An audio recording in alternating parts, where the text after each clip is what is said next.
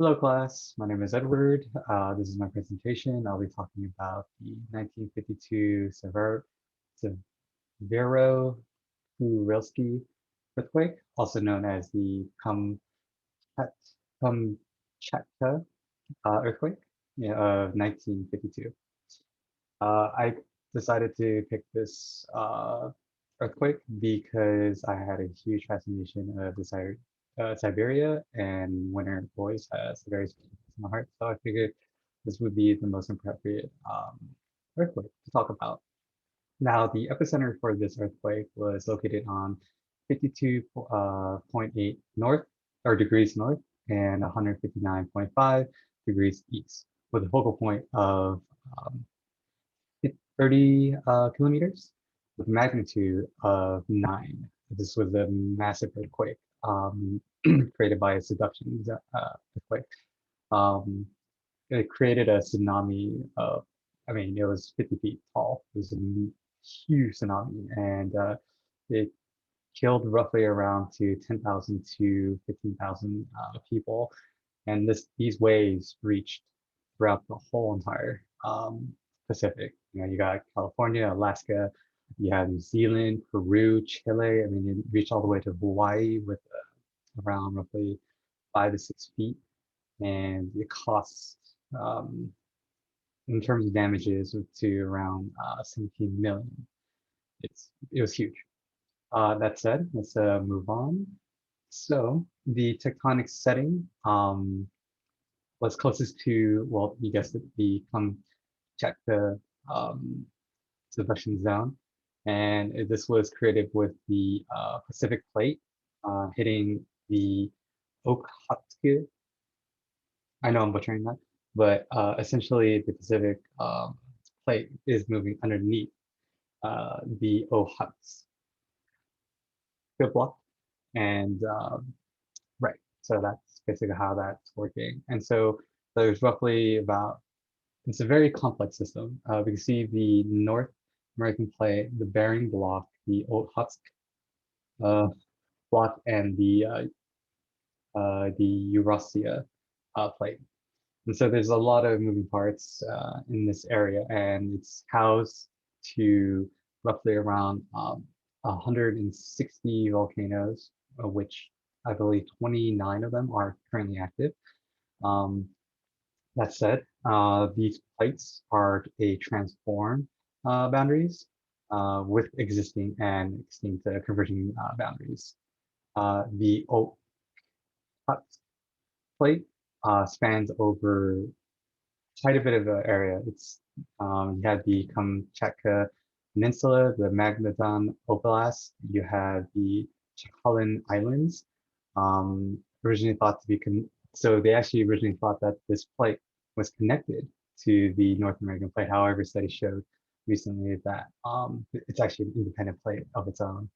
The type of force that we're looking at is called a slap pull, which is a pull holding force exerted by cold, dense oceanic plates, plunging into the mantle due to the weight of the plate itself, and as well as gravity just pulling it down. Um, the theory is that the oceanic plate is much denser than the hotter one, and so what happens is that they converge, and at one point, you know, there's too much pressure, and then the slip happens where the one goes underneath the other. Um, so this actual earthquake in particular is called a megathrust earthquake that occurs in the subduction zone, where one tectonic plate is thrusted beneath one another, and that's why it's called that.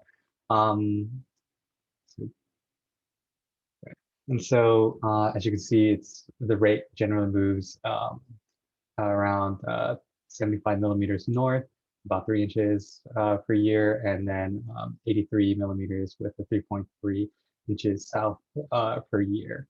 And so, uh, right. And so the actual, so if we backtrack a little bit, the tsunami that struck the area around Russia, which is the Kuril Kamchatka area right over here, it essentially So what happened here was that they were hit by this earthquake. People fled to the hills. Unfortunately, what they didn't realize was that there was actually three waves in total that hit their island. And essentially, when they retreated back and the first wave hit, they thought that it was okay, and then they decided to go back home. And then sadly, the second one hit, and that essentially just killed off roughly around 39% of the population.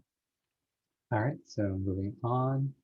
Uh, I see here two mountains, or volcanoes actually, and a better picture of the map of the area that I'm speaking of, which is Kamchatka. So the geological setting of this peninsula is the far eastern side of Russia, which lies in the south of Okhotsk and the Pacific Ocean and the Bering Sea. Um, and as you can see in this picture here, it's a little cut off, but you can see that you have the Pacific Ocean and the Bering Sea and the Sea of Okhotsk. That said, there is roughly around 140,000 square miles with two mountain ranges. One's called the Sardini, and I know I'm butchering these names, so I apologize. And then there's also the Vostokny Mountain, or actually a range that extends basically the full length of the island. Or right. So then, so there is a depression that you can see here where all the mountains or the volcanoes, excuse me, are created, and then within this depression that um, is where we should talk about. It's around 100-kilometer valley where the most important river is extended, called the Kamchatka River, uh, which basically extends throughout the whole entire region of this area. Now, like I said before in the very beginning, Kamchatka is home to around 160 volcanoes, with 20 very active. In this image, you can see that there is a huge length of area which spans all of these volcanoes. The really cool one are these two right here that basically look like cone. And the reason for this is to, when they erupt, the flow of magma cools so quickly that they're shaped just like in this really cone shape. That said, the surrounding areas, researchers were able to find um, igneous rocks, also known the Otto Chiton. I know I'm butchering that name as well, which is just granite or granodiorite, and the volcanic rock of the Chinchilsu. All right, so that's that one. Going back, or sorry, now moving to the four stages of, or basically what happened and how it happened. So essentially, a subduction earthquake goes in four stages. And so you have the interseismic stage, the uh, co-seismic stage, the pre-post, early post seismic stage, and then the post-relaxation stages or stage. Essentially, during the interseismic seismic stage, the subducted, the Pacific plate, is locked to this elastic plate, which is the Okhotska. And essentially, what will happen is that basically they'll get locked. And these plates are still moving, so there's going to be a ton of pressure where they lock into place.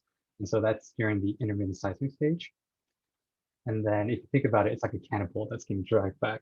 And then it's just waiting for, there's a lot of tension and pressure, and this is waiting to be released. So that's where the co-seismic stage comes into play, where basically they split the top plate will just rapidly, smoothly shift and release all that tension and pressure, basically throwing up water vertically straight up. And then that's basically how the tsunamis are created. Now, during the early, or after that has happened, the post-seismic seismic stage um, will go back to their original place, and it's going to continue moving, and it's going to get locked into place again. And so it just continues that cycle. So once these two plates are met and locked, the post relaxation is when the cycle just reverts back to the first stage, which is the inter seismic stage, where they lock in. Now the pressure is starting to build again for the next earthquake to come through. Uh, and so then finally, we'll go to what they learned. Sadly, this was around in the 1950s, and so technology wasn't as advanced. They still had telephones, which was great to warn other countries. But the government decided that they had what do they call it? The emergency preparedness professionals. And so when there was an earthquake, they basically warned people like, hey, you shouldn't um, go back to your homes until we say so. All right. So this was my presentation of the um, earthquake of 1952. All right. Thank you so much.